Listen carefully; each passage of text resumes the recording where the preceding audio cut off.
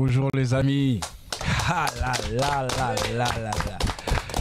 Bienvenue sur Hot Dogs TV, votre émission du dimanche soir de 18h à 20h, chaque premier et troisième dimanche de chaque mois. Franchement, je suis ravi de vous retrouver.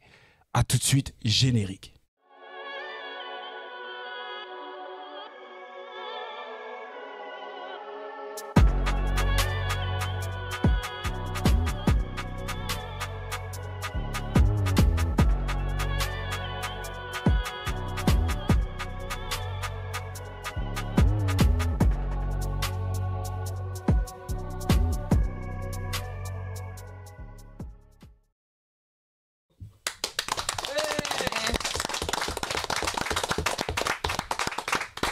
Eh ben dis donc, ça va être un de mes mèmes ça. C'est chaleureux ici, dis donc. Franchement, je suis ravi de vous voir aujourd'hui en ce dimanche 6 avril 2025. C'est une journée spécifique parce que c'est une journée spéciale homme. Ah, Ah, aujourd'hui, c'est spécial homme. Déjà, j'aimerais revenir et applaudir, saluer les femmes, parce qu'il y a 2 semaines, elles nous ont fait une émission, franchement, elle était dynamique, elles ont bien parlé, elles ont exprimé certaines choses, même si, à mon sens, Mila, tu connais ma formule, c'est pas aller assez. C'est pas en profondeur. Voilà, ça c'est ma formule. Donc, je me suis dit, qu'est-ce que tu peux faire en contrepartie? Et il faut une réponse. Donc, j'ai réfléchi et j'ai trouvé des protagonistes qui vont peut-être devenir antagonistes, des gars avec beaucoup de charisme. Alors je vous présente mon plateau, parce qu'aujourd'hui on n'a pas rigolé et on va aborder des vrais sujets. Alors pour commencer, pour m'accompagner dans l'émission, ma fidèle, comme d'habitude, mon bras gauche, Mila. Bonsoir, bonsoir. Ouais.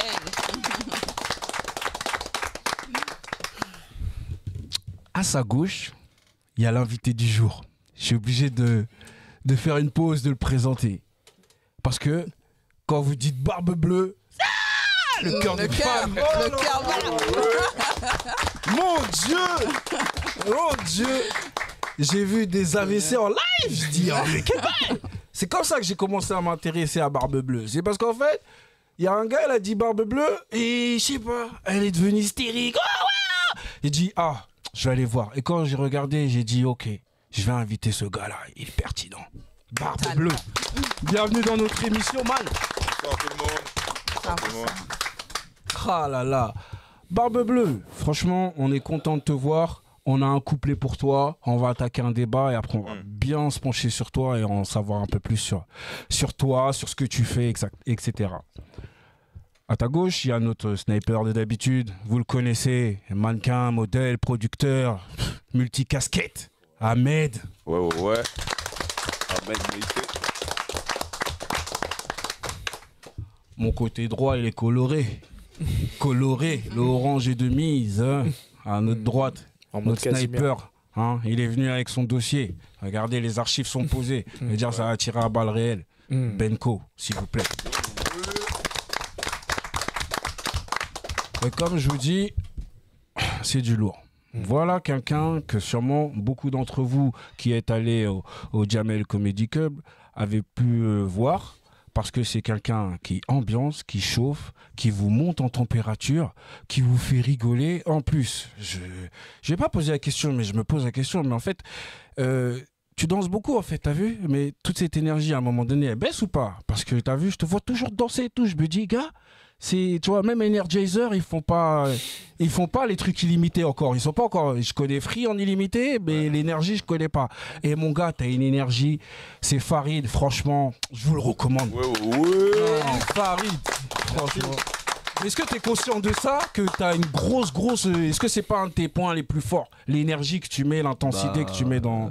Les gâteaux rebeux, certainement. Je sais pas, je prends pas de drogue, donc ouais. Non, mais bah justement, bonne fin de Ramadan à tous les musulmans, tout ça. J'espère que vous avez bien profité. Et pour finir, on a notre gars, vous connaissez, créateur de contenu. Vous allez sur internet, moi je le répète, hein, le sketch avec le type, évite de claquer la porte comme ça s'il te plaît. J'aime dead. Cette phase là c'est la meilleure, c'est ce qui a fait que je suis allé me pencher sur le book. Mignon garçon, il vient et vous parle de choses que, voilà, j'ai peut-être pas les mots, il les a mieux que moi, c'est pour ça qu'il est venu. Voilà. Beau gosse Walter White. Voilà. Merci. Bon, Maintenant qu'on a fait le tour de table, un tour de table beaucoup plus long que d'habitude, parce qu'on n'a pas les mêmes invités que d'habitude, on va attaquer dans le vif du sujet, c'est ce que je dirais à la gorge. Le débat, enfin le fil rouge de l'émission, c'est la déconstruction masculine. Alors, j'ai dispensé les gens de la définition, parce que même moi, ça me... Première question. Est-ce que, messieurs et madame, vous pensez que la parole de l'homme, c'est une bonne chose, qu'elle se libère de plus en plus? C'est la première question que j'aimerais poser. Répondez qui vous souhaitez. Ahmed. Ouais, bah ouais.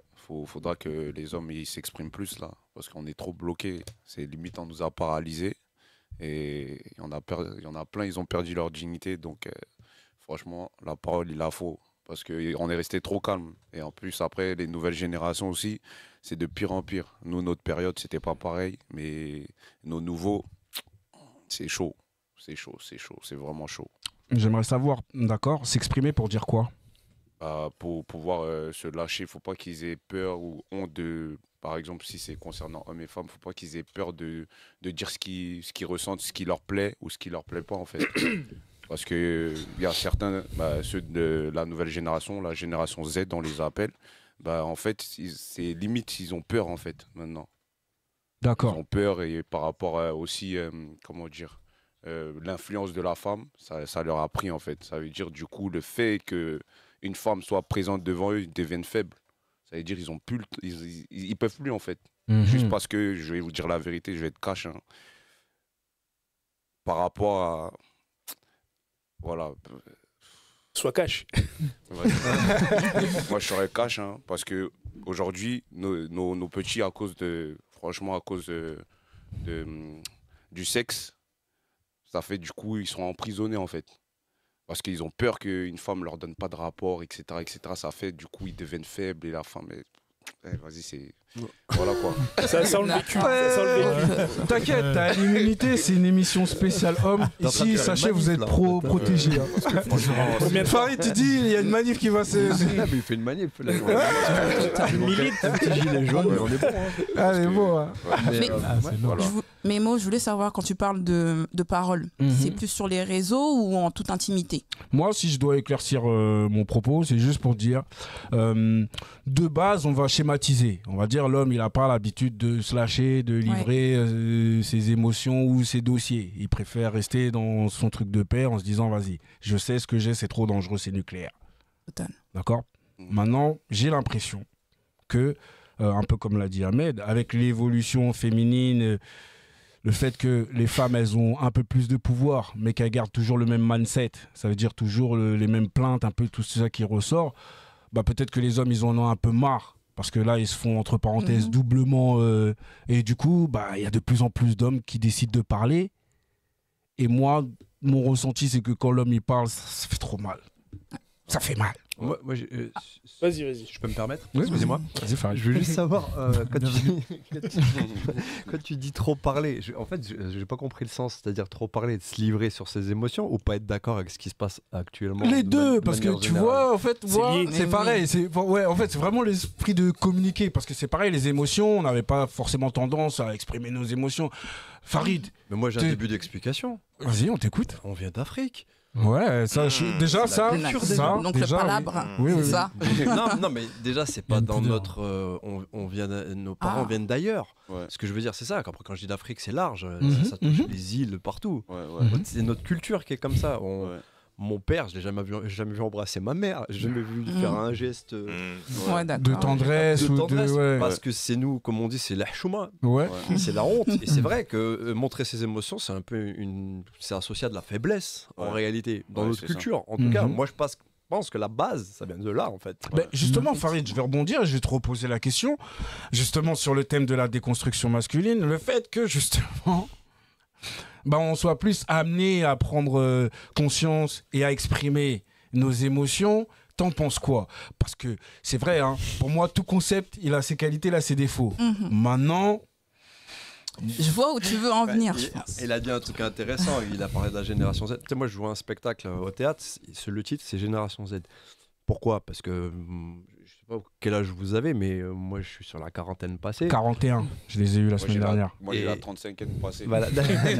Donc si tu veux, cette génération-là, on a vu le virage. On a vu le avant-après. On l'a vu, ce virage, il est bien, il est précis. Et en fait, c'est pour ça que nous, on est à fond dans ces comparatifs-là. Ouais. Les jeunes qui sont nés, je sais pas, après 2010, ils comprennent même pas de quoi on leur parle parce qu'eux, ils ont même pas vu ce qui s'est passé avant. Mais moi, je pense vraiment que c'est ça le problème. Et le fait que les hommes parlent aujourd'hui ou s'expriment sur leurs sentiments, ce genre de choses, je pense qu'après, c'est déjà, moi personnellement, ouais, j'ai du mal. J'ai du mal parce qu'en fait, on m'a jamais appris à le faire, tout simplement. Ouais. Et puis, c'est tout, en fait. C'est même pas une question de volonté ou est-ce que c'est bien ou pas bien. Moi, j'ai du mal. Et bah justement, j'adore, hein, les gars, franchement. J'aimerais savoir si, selon vous, justement, le fait de voir qu'il y a une génération qui s'exprime un peu plus sur ses émotions, sur ses traumas et ainsi de suite, de votre point de vue, est-ce que... parce que, comme vous dites, hein, on est dans une génération qui est entre les deux. On a un peu vu l'exemple de nos anciens, peut-être qu'on trouvait un peu trop rigide, mais est-ce qu'à l'inverse, la nouvelle génération, ça vous semble pas un peu fragile? Et pour finir mon exemple, j'ai envie de dire, j'ai par exemple, moi je parle de mes neveux par exemple, me dit, mais il y a mes neveux, ils ont 15 ans. Je dis, mais à 15 ans, moi, je prenais déjà les transports, je faisais déjà des... Tu vois, et là, à 15 ans, il y en a, ils n'ont pas encore traversé la route, ou, pour schématiser. Qu'est-ce que vous en pensez? Alors, je vais répondre à ta première question, déjà. Je n'avais pas répondu. Bonsoir à tous, tout le monde va bien? Ben, ça va. Très bien. Voilà, c'est ça que j'attendais. Donc, du coup, moi, je reviens sur les propos d'Ahmed. Je pense qu'en fait, le féministe, dans la société féministe, la femme est perdante aussi. C'est-à-dire que beaucoup de femmes aujourd'hui, elles se plaignent de cette déconstruction des hommes, mais c'est pas forcément le discours qu'elles auront dans les médias. Beaucoup de femmes n'ont pas ce discours dans les médias, mais quand tu les vois, elles sont en soirée ou elles vont être au bar du coin ou autre, tu vois bien qu'elles ont ce discours, elles déplorent la déconstruction des hommes.